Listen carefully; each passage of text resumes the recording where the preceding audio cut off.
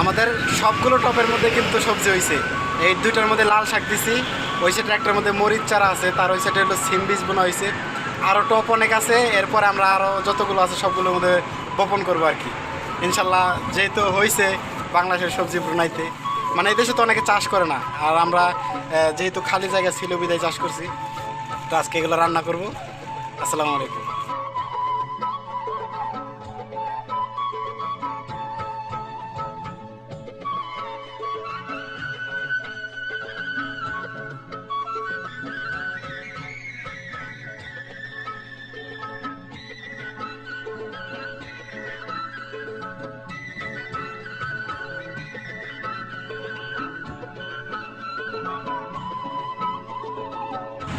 এটার থেকে তুলেন।